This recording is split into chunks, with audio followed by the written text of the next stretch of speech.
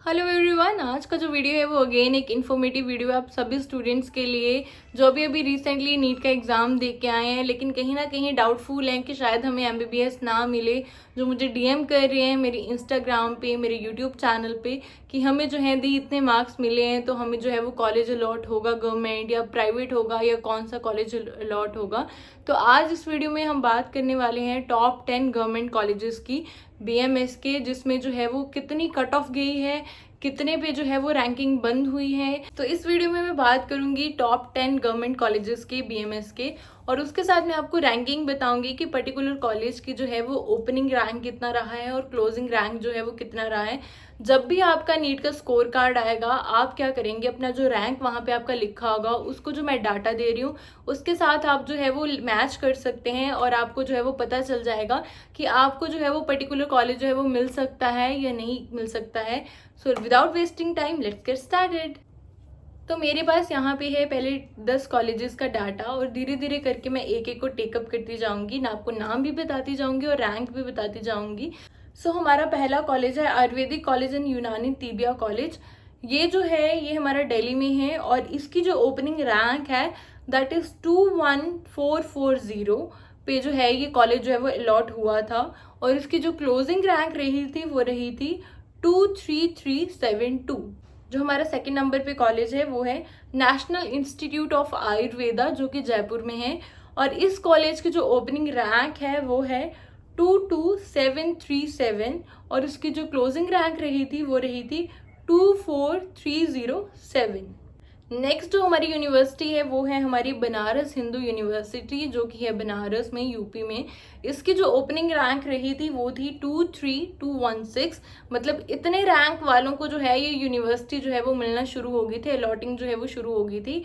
और जो इसकी क्लोजिंग थी, मतलब कि जो लास्ट रैंकिंग थी जिन बच्चों को ये कॉलेज अलॉट हुआ था वो थी 25389। ठीक है, नेक्स्ट हम बात करने वाले हैं अपने फोर्थ कॉलेज की। तो अगेन ये वाराणसी में है, government Ayurvedic college and hospital Varanasi. इसकी जो ओपनिंग रैंक है वो है 25847 और इसकी जो क्लोजिंग रैंक रही थी वो रही थी 25847। हमारा जो नेक्स्ट कॉलेज है वो है एमएम आयुर्वेदिक कॉलेज उदयपुर। इस कॉलेज की जो ओपनिंग रैंकिंग थी वो थी 25359 और क्लोजिंग रैंकिंग, इतने रैंक वालों को ये कॉलेज मिलना बंद हो गया था, वो थी 26221। नेक्स्ट मैं बात कर रही हूँ government Ayurvedic medical college Lucknow की, जिसकी ओपनिंग रैंकिंग थी हमारे पास 25283। इस कॉलेज की जो क्लोजिंग रैंकिंग रही थी वो रही थी 26288। नेक्स्ट हम बात कर रहे हैं institute of teaching and research इन आयुर्वेदा जामनगर जो कि है गुजरात में। इसकी जो ओपनिंग रैंकिंग रही थी वो रही थी 23612। इसकी जो क्लोजिंग रैंकिंग रही थी वो हमारे पास रही थी 27993।